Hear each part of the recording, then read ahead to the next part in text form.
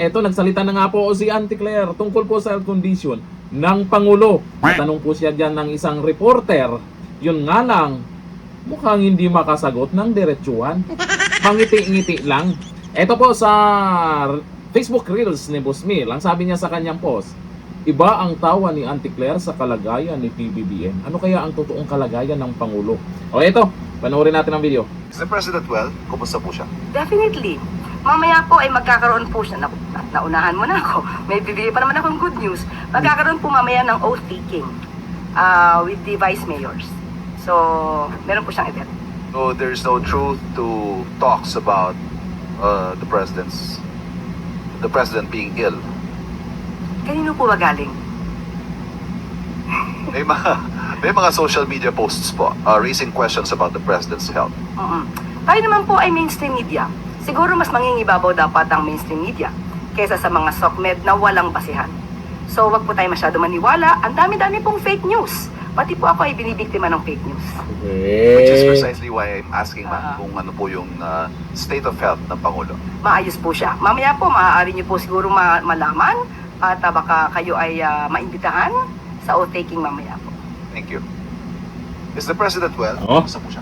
Meron lang namang nagtatanong, fake news agad, Auntie Claire. Kasi sa mga post ngayon sa social media, may nabalitaan nga daw sila na may sinugod sa ospital, ganito na daw ang nangyari. Ngayon, nag-viral po yan, marami na rin nag-post, nagtatanong, dahil hindi nagpaparamdam si Dunyor kung nasaan. Ngayon, itong si Auntie Claire, pag tinatanong, ay hindi naman makasagot ng diretsuhan, patawa-tawa lang. Parang ibang tawa ni Auntie Claire dyan. Okay lang ba si Dunyor? Talaga, Auntie Claire? Kasi sa simpleng tanong lang na pwede namang sagutin ng diretsuhan. Ako sasabihin na naman, fake news sa social media. Talaga ba? Eh ikaw, hindi ba fake news? Kasi yung mga nagko-comment sa videong yan, eh mukhang sila yung hindi naniniwala sa'yo. Ibig sabihin, siguro tingin nila, ikaw yung fake news. Di ba? O ayon dito sa mga nagkomento, Auntie Claire ha, dyan sa pinagyayaw-yaw mo na naman. Okay din naman, magandang balita din naman yan na maayos. Talaga naman, maayos daw ang Pangulo. Sabi ni Jera Orices, pilit na pilit ang smile. Sabi ni Mars Wara, ang daming liko, diretso sagot, dapat. Ito sabi ni Malu Lopogan, totoo, daming fake news ngayon at isa ka na dyan, Auntie.